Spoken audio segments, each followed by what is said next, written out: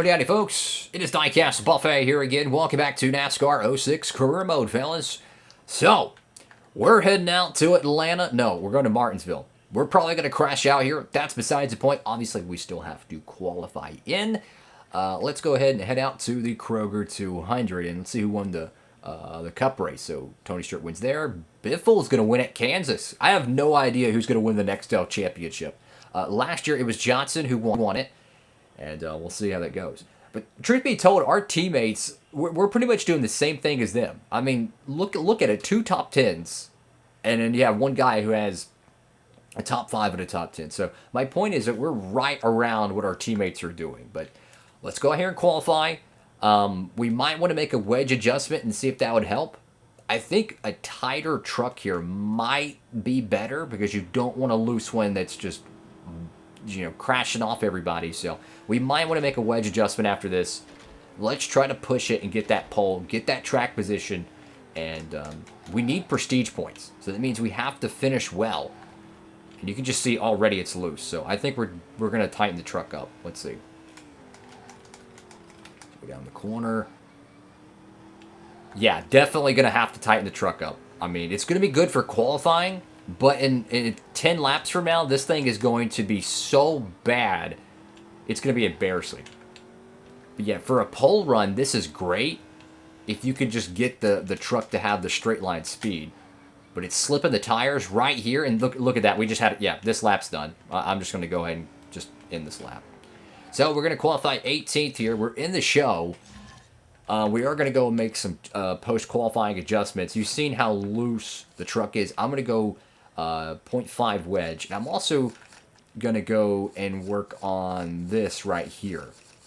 Help our tire wear out and see if we can, see if that'll help us in the long run. I'm always looking for ways to help the truck out. Let's go ahead and lower that. Make some adjustments. We're learning more and more about each discipline in this game, about, the adjustments you need to make, and definitely help us out. So we're going to actually drop the PSI here. Look at that acceleration. Let's do that. Let's drop the PSI. See if that helps us out anymore. And we're ready for the Martinsville truck race. All right, well, let's head out to the racetrack. And hopefully we don't end up in a catch fence because that would not be any fun. And you can see how it said 2-star prestige now. So that's good. We still have to get 19,000 more prestige points to advance to star 3. I want to say you get your first cup contract at star 4 or star 5. I could be mistaken, but who knows? Good afternoon, race fans. EA Sports welcomes you to today's running of the Kroger 200 at the Martinsville Speedway. This short half-mile track is sure to give the brake pedal on these Craftsman trucks a workout. And you know the tempers will be flaring as the drivers fight for racing room on this narrow short track. Buckle up, race fans. The start of today's race is only minutes away. All right, got me a drink of water, and let's go. You and your teammate Jake Mitchell can lead. Yeah, there's no way we're leading a lap. Have you seen my teammates? We're running Dookie every week, brother. All right. Here we go. Come on, come on, come on. Oh, I forgot. This is Martinsville. It makes the track, like the game speeds up each corner. I forgot about that. Oh, what the heck? Our teammate just suplexed us into the outside. And yeah, we're going to have to bring out the caution. We have nowhere to go. Yeah, we have nowhere to go. I mean, I could have lifted, but I would have got ran over from behind there. Yeah, check this out. So our teammate puts us in the outside and... yeah. Martinsville. That's the best way to describe it. I'm sorry, 105, but I literally got body slammed by my teammate, which, let's just keep it fair. We've crashed into him too, so that's one way to start it. We're 26th. I'm not going to pit yet. It does us no good. I don't think we can even make up 10 spots with fresh tires, like Subway fresh tires. Ain't no way we can do that. So I think we're just going to stay out here and just keep on plunging away. But what I was talking about, when the game speeds up, you go down the straightaway, it's normal, and then it just fast forwards when you enter the corner for some reason. Sometimes it does it, sometimes it don't. It is a little bit of a glitch. Again, this game does have glitches, but to me, no game I've ever played that I've enjoyed has ever been perfect. And there we go, another body slam. I guess if you leave the entire pit road access open, they will literally dump you in the corner.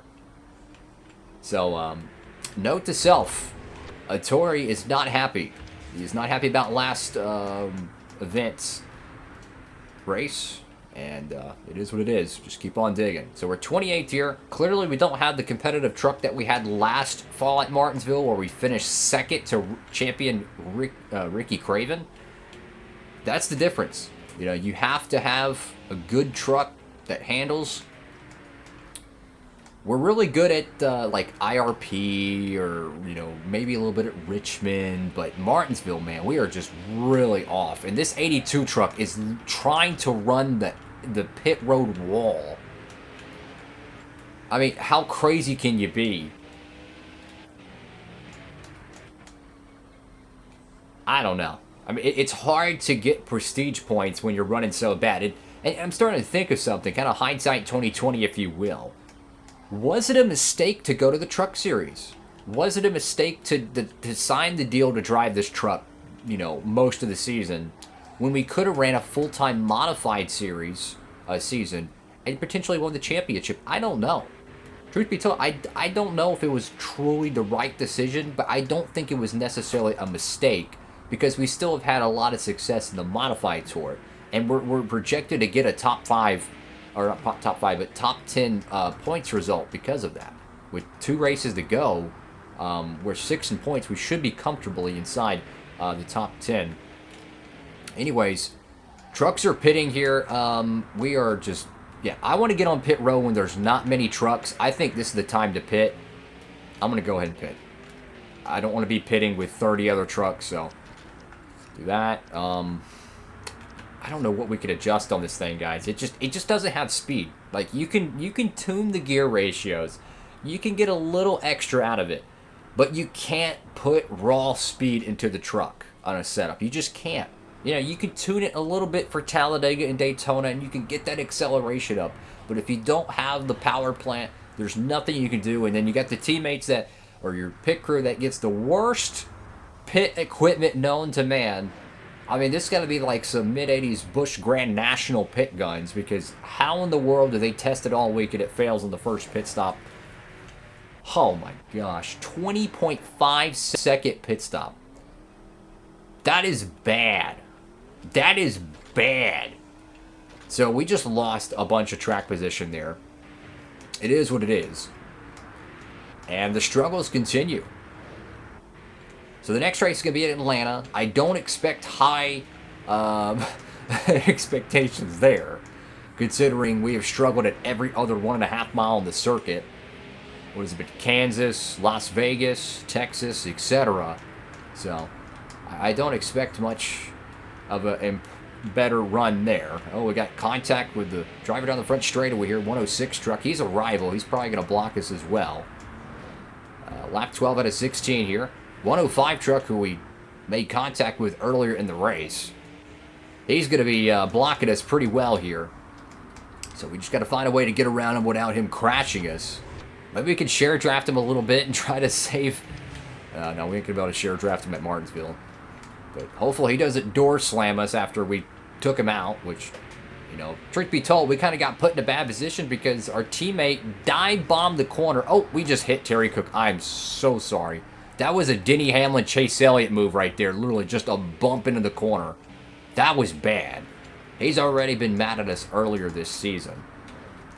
And what's interesting in this game is I'm noticing in the second half of the race, it seems like the AI gets a little bit slower.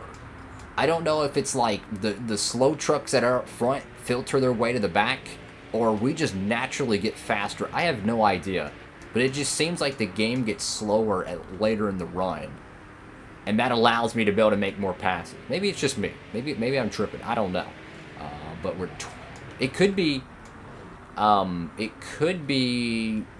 that we're just getting more used to the racetrack and the braking zones. You know, that could be the reason why. Lap 16 out of 16 here. This one's coming to a close. Kevin Harvick just won at Martinsville. Nearly won this race last year. And 24th is going to be our final spot of the day. Dang it, man. Damage on the truck, contact with the teammate, not where we want to be.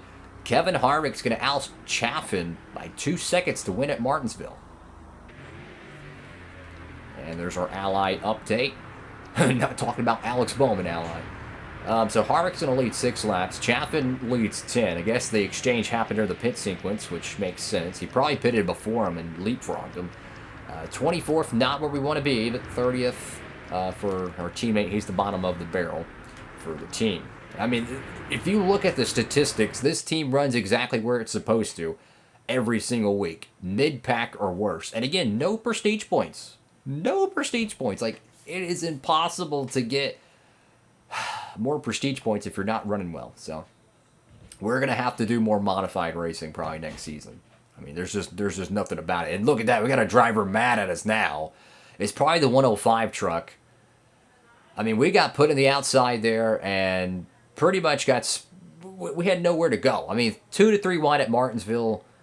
It happens so fast. You just, it happens. All right, so let's see what's crack-a-lacking here.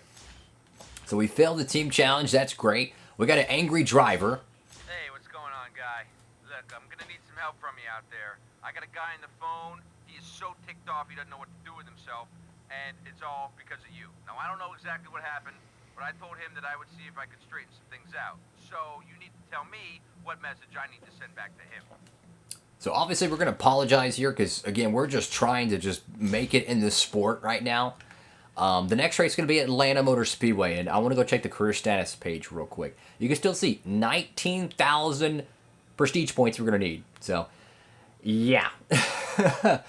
It is going to be very difficult to elevate to the next level. So we need a good run. And I look at the schedule coming up.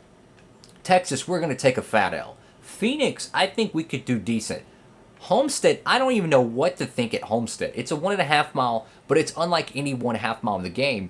And the preferred racing groove is the bottom lane. So I feel like it's going to race a little bit kind of like Kansas, a little bit like Las Vegas. I have no idea if we're going to even be competitive. So my point is that we're probably going to take a fat L all 3 of these races, including Atlanta. So we got one more modified contract race, which, I'm going to go check how much points we have there. Because you do get prestige points, I think, based on, what is it, your season finishing order, I think. So we're 6th right here. We're pretty much... Actually, no, we're only 20 points ahead of 10th. So, yeah, we have to be very, very consistent to be able to make it to the top 10 in points at the end of the modified season. So that's all for now. Thank you all so much for watching. Make sure to like, comment, and subscribe. Stay tuned for Atlanta. If we make the show, it's going to be a demo derby for sure. And for all your diecast shopping needs, feel free to check out Circle B Diecast. Use that promo code at checkout, guys, and you'll save on shipping. Use that code for any orders, $30 or more. So if you order a 124, that pretty much covers it. 2023 164s, that covers it. You get the deal. And yeah, that's all for now. Have a great one. Diecast Buffet signing off.